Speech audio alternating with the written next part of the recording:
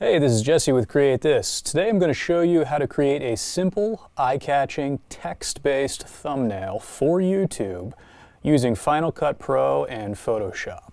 All right, let's get started. The first thing that you want to do in Final Cut Pro is you want to find an image to export out as a thumbnail. This takes a bit of experience to get to know the best images that people are the most attracted to. You might intuitively just have a good feel for that, or it might be something that you have to learn over time. One way that you can do that, one way that you can kind of get a feel for what people are interested in, is you can just go through your existing YouTube feed and look at thumbnails that other people have made. If it looks like, hey, I'm kind of interested in that, I would click on that, then analyze the thumbnail and think about what is it about that thumbnail that makes you want to click on it. So I'll just go through my feed here. I have a bunch of technical crap because I am a very technical person and my YouTube feed is very technical in nature. So this is a good example here. I would probably click on this. What is it about this thumbnail that's interesting to me? Well, first of all, it has very clear, large text with good high contrast. In other words,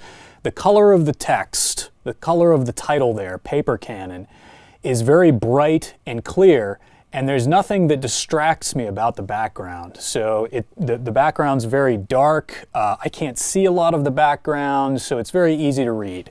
The second thing that attracts me to this photo is it's a cannon, right? It's a very recognizable object. It's a gun of some kind. And it looks like it's kind of made out of like crap that I just have laying around the house. So that's the kind of stuff that I'm interested in, right? I would click on that. So that's the kind of process that you can just kind of go through and get a feel for what thumbnails you're attracted to. Now, disclaimer here, whatever you're attracted to is not going to be what the rest of the internet is attracted to. So if you're going for maximum views, you might use some dirty tricks, you might use some psychology, or you might choose to not do any of those things. And I usually choose to not do any of those things. Maybe that's a stupid decision on my part, but I don't like to trick people. I like to be very open and honest. So one trick that people play is very often I see people putting something in the thumbnail here that is not an image that actually occurs anywhere in their video. So it's like a stock photo that they pulled off the internet somewhere. It has nothing to do with the subject. It's just clickbait, right? Like maybe it's sexually oriented, like a pair of boobs or something, or a nice butt. Or I think the one that I saw recently was weird airplane crashes, and it showed an underwater scene where somebody was, swimming out of like a downed vehicle. As far as I could tell, that scene did not occur anywhere in the video. So that's clickbait. I don't like those. I don't recommend that you do that, because I immediately reported that video for having an irrelevant thumbnail. And that's what people will do to you also if you have an irrelevant thumbnail on your video. That may be an acceptable risk. You're the only person that can decide that, but I recommend against it. Other dirty tricks that you can play. So I'm going to pick on Barnacle Nerdgasm's channel here because he plays a lot of tricks with his thumbnails. You can see that he enlarges his eyes. People are psychologically attracted to large eyes for some reason. I don't know why. I think it has something to do with babies. Babies have large eyes, and so it triggers like the protection reflex. So I'm just speculating here, but I'm guessing that at some point in the past, this guy did that on one of his videos and noticed a sizable uptick in the number of click-throughs to his content, and now he does it quite a bit. I see frequently his channel will have enlarged eyes on the thumbnail. So, right there, enlarged eyes, and there are others. So that's a dirty trick that you can play. It's psychology. It's not really... I'm not going to show you how to do stuff like that. If you want to learn how to do stuff like that, go ahead, but it's beyond the scope of this video. Other psychology tricks that you can play, and I just did a quick search on Google to find this page, and I searched for what attracts people. What are people attracted to? This is a great list. Surprise. Windows Mobile devs to Microsoft. Where's our money, right? Like, it's very shocking. Where's our money? Questions. What should your password be? People automatically engage with question. You want to induce an emotional reaction in your audience. If you can induce an emotional reaction in your audience, they're more likely to click through to your thumbnail. Curiosity, right? The country where it's easiest to become a self-made billionaire. Who doesn't want to be a billionaire, right? So people are naturally curious about that title. Negatives. 10 ways the internet is destroying you. I mean, come on, the internet's not destroying you, right? That's ridiculous. It's overly dramatic, but it's a good heading because people are going to click on that. It induces an emotional reaction. The internet's not destroying me. Oh no, the internet's going to destroy me, you know? That's what you want. How to turn your iPad into a desktop with these remote access apps. I mean, this is the kind of title that I usually make in my videos because this is what my videos are about. I'm not usually about inducing an emotional reaction so much as I'm about satisfying somebody's desire for knowledge. And that's another motivator for a lot of people. Numbers. 5 can't miss apps. I don't know why people are attracted to numbers, but they are. I see top 10 videos all the time, top 5. It's a big thing, you know, it attracts a lot of views. People love that stuff. Audience reference, the best Google Docs features you're probably not using. You know, oh, well, tell me what I should be using. I want to know that. Specificity. Apple iPhone 6 rumors. New headphones with biometric sensors possibly coming with iOS 8. I mean, how specific is that, right? Like iOS 8, biometric sensors, headphones, iPhone 6, right? Like that's the most narrow article you could ever imagine. It's about one generation of iPhone, one generation of iOS, and it's about only the headphone component, right? So, I mean, that's the kind of thing that people respond to because they're like, oh, wow, I need to get those headphones now. So yeah, psychology, I mean, just Google for it and you'll find all kinds of things that will make a great thumbnail. What works for you is not necessarily what will work for someone else, but for the rest of this video, we're just going to focus on how to make a good or a reasonable text titled thumbnail, much like this thumbnail right here about the paper cannon, because that's the kind of thumbnail that I do.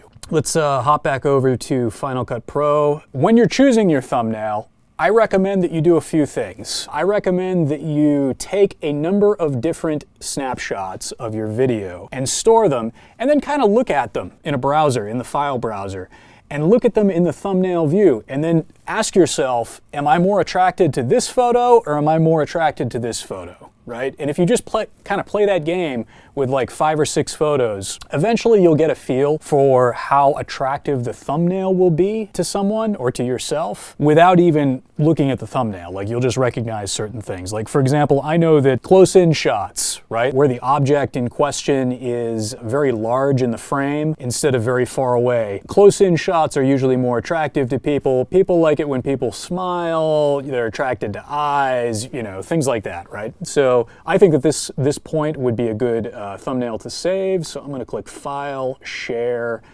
Save Current Frame. And I'm going to click Next. And I'm going to make a new directory here so that we can just examine these. So this is going to be 2010 thumbnails. Put an underscore in there because I can't read that. Create. And we're going to call this one Thumbnail 1. Okay, save. Now it's going to process for a couple of seconds. This little percentage meter is going to tick up. And then you get this little share successful thing. These are kind of annoying because they pop up. Like if you share like 6 or 7 thumbnails very rapidly, you'll have just like a whole list of these sitting around. But they're useful too because you can click on Show here and it'll show you where the thumbnail was actually saved on the file system. And so now I can see what that thumbnail is going to look like, roughly. So let's do another one. The way I find another one is I just kind of scrub through the timeline here, and, you know, right about there. That's pretty cool. It's a very similar shot as the other one.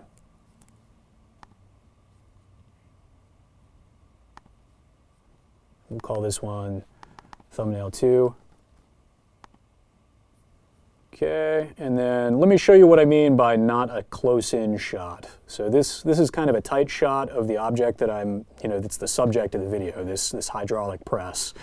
And, you know, something like this would be a not close-in shot, right? Like this is a rather far out shot. It's further away. The camera's further away from the subject, and it's a wide-angle lens, so it looks like it's way far in the distance. So just for fun, let's go ahead and share this one also. Save this frame. We'll call this one thumbnail 3. And then let's see if there is anything else of interest, perhaps, in this video. There probably won't be.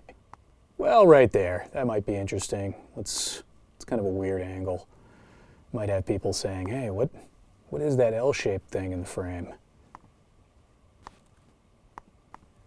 So now that we've shared out all of our thumbnails, you can click on Show here. I use the arrow keys on my keyboard to go up and down through these, and we can just kind of look at all of these thumbnails and see which one we think looks best for the video. Which one's the most eye-catching, right? Which one would you want to click on? And personally, I like this thumbnail number 1 item, so we're gonna go with that one, okay? So you wanna open this up in Photoshop. There are a number of ways to do that. You can right-click or control-click. I'm on a MacBook Pro, so I don't have a right-click, so I just hold down the Control key and I click on my keyboard, and then I go to Open With, and I can go to Open with Adobe Photoshop, and that opens it right up, and now I have my thumbnail in Photoshop available. You can also, if you want, you can go to Photoshop and you can File, Open, and then you can navigate to it, but that's a little bit more complicated. The next thing that we need to do, the next step, is we need to resize this image, because YouTube thumbnails are only allowed to be a certain size. You can't upload thumbnails that are incredibly large. And what I mean by large is every image has an X and a Y dimension in pixels. For example, this one, if I go to image size, this one has 1920 pixels across the width, okay? And it has 1080 pixels across the height. That's too big for YouTube. I can never remember exactly what the maximum size is for thumbnails in YouTube, so what I always do is I Google for YouTube thumbnail size. Every freaking video I've ever made, I Google for YouTube thumbnail size, because I just can't remember numbers. So they say that the maximum thumbnail resolution is 1280 by 720. So now we'll go back over to the Photoshop and we'll do 1280 by, and because this is 1080p, it just automatically picks 720 right there. So we click OK, and now you see that our image is a little smaller. That's fine, no big deal. You have the option, you can modify this image in various ways. You could upload it just the way it is if you want. So for example, my current thumbnail is a picture of me turned around backwards. It's probably nowhere near as eye-catching as this thumbnail, right? So I could upload this thumbnail. I would just click on this custom thumbnail button and I would navigate to this thumbnail and I would upload it. That would be an improvement, right? I would probably see a better click-through rate when people are looking through videos. However, let's step it up a notch. What I'm gonna do is I'm going to add some text to this. I'm gonna put the little text. I just clicked on this text thing over here. I'm gonna put some text right there. I'm gonna say 20 ton. If you wanna go down a line, you hold Shift and you press the Enter key on your keyboard. Hydraulic, and then I'm gonna do it again, press. Okay, now I know you can't read that, that's okay. What we can do is we can highlight it and we can click on the alignment. So sometimes it's better to have center aligned text. It just depends on like where you have free space in your image, right? I don't want to put text over my face. I don't want to put text over the subject of the video if I can. I want to put it in negative space. I want to put it where there isn't something interesting already. In this case, I'm going to use left alignment, and I'm going to bump up the size of the text just a tad so that it's more readable. We can do that by clicking on this little thing up the top. I usually do 180 point. Now, you notice that the text is now squished together vertically. The fix for that is this little properties dialog down here. I don't really remember how I get to it. There's like this little bar right here, and it's just down here somehow. So you'll have to find it, because once you find it once, it's just kind of always there. So I don't really remember how I found it. But click on that little thing first. That's probably a good way to do it. So this is the text size here. This is the same as this over here. That's the text size, and then this is the vertical spacing, right? So you want the vertical spacing to match the text size. Now, I don't, for the life of me, know why it doesn't change both of these at the same time. But on my machine, it doesn't change both of them at the same time. If I change this up here, it doesn't change the vertical spacing to match. I don't know why. If you know why, maybe you can tell me. And then what you can do is you can play around with different alignments. You see these purple lines that I get in the center of the screen here as I move it around.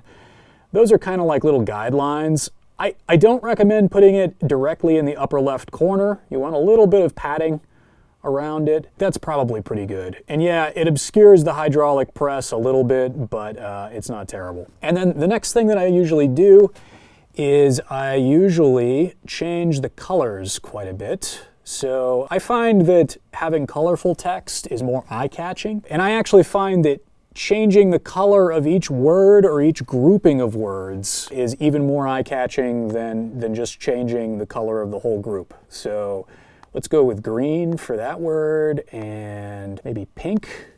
I'm not usually a fan of pink, but it makes good text. And what's another obnoxious color that nobody likes? Yellow. Let's go with yellow. Yeah. Again, I'm playing psychological tricks on people. I mean, you know, that's not something I would ever do to a photo if I were just trying to make it attractive. I just do it purely to get views. I like it right there, I think. I think that's fine. Now, you might notice that the text here is a little hard to read. It's, you know, it's bright and it sticks out from the background. There's good contrast, but the subject here is a little distracting from the text, right? Like there are a lot of vertical lines here that are kind of getting in the way of the vertical lines in the text, and it just kind of draws your attention away. So there are a number of ways to deal with that. The easiest I've found by far is just simply, I don't know why I'm selecting that, I don't need to select that. The easiest way to deal with that is just to add a drop shadow. So you just go over here to the right-hand side to your Layers tab, click on the FX button, and then you click on Drop Shadow. And then what I usually do, there are a lot of settings here and you can play with them, but what I usually do is I modify the distance of the drop shadow. You can kind of see how that affects the image as I drag the slider. I modify the distance of the drop shadow for maximum contrast. So like, for example, I wouldn't do it this far because then it looks weird, like it just doesn't look natural. And I wouldn't do it this far because, you know, I can get more contrast out of it by doing a little more on the distance. So I would usually do about like that. And you can change the direction too. If the light in your image is coming from a different direction, and it is in my case, it's coming from like the upper left or maybe the left in my case, you can change the direction that the drop shadow goes, and that'll make it a little bit more aesthetically pleasing to the eye. And so that's it. Now you've got a thumbnail, right? I mean, is it the most beautiful thumbnail in the world? Is it one of these piece of art thumbnails that Gone with the Winds do? They always do like white text with fancy fonts and beautiful scenery, right? No, it's not. It's about a hydraulic press, but it gets the job done. It's infinitely more eye-catching than what I had.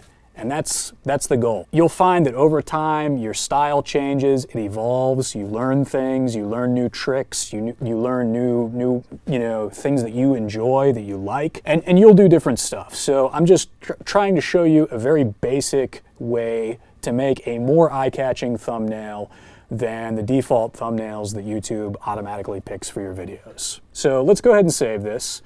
We're going to do File, Save As. Now, when you save as, the first thing that it usually gives you is PSD, okay? YouTube is not going to take a PSD file. However, if you ever want to edit this thumbnail, if you want to tweak it a little bit, if you think of something later on that would make it more eye-catching and it only requires like moving the thumbnail text a little bit or something like that, you want the PSD. Because if you don't have the PSD file saved, you're going to have to do all of that work all over again from scratch. So the first thing I do is I save the PSD, okay? Click through, then File, Save As. The second thing I do, normally I would save this as a PNG because PNGs are very clean formats, but they're also very large, and YouTube has a size limit. So usually, if you choose PNG, your thumbnail will be too large and YouTube will reject it. So what I choose is JPEG, and I save that. I just pick the default settings, quality 8, high, whatever, no big deal. And then I click over to my video, and I click on custom thumbnail, and I find my thumbnail. So I know that it's in the Final Cut Pro directory on my YouTubering Volume 2 drive. And you'll notice here I have the PSD file, I have the original PNG files that Final Cut Pro exported, and I also have this JPEG file. And the JPEG file is the one that I want. You can see that it is now uploaded. I click Save. You have to remember to click Save. And then you'll notice that the thumbnail does not automatically change. Okay, so if you click the Back to Video Manager button, sometimes it'll show up right here immediately. Sometimes it won't. Usually it'll be kind of blurry looking. That's okay. YouTube takes a little while to downsample, to down process your image. It'll look a little bit sharper later on, usually. But you can click Edit again, and usually it'll show up right there on your video. So there you go. Pretty easy, simple way to create an eye-catching thumbnail using only text and Final Cut Pro and Photoshop. Hope that was helpful. If you found that useful, give us a like down below. Leave us a comment if you have any questions. I usually respond to the comments pretty quickly. If you have a suggestion, something that'll make my life a little easier, or if you want to share a trick that you've learned, hey, I'm always up for learning. That's what this channel is all about. So thanks for watching, and please subscribe.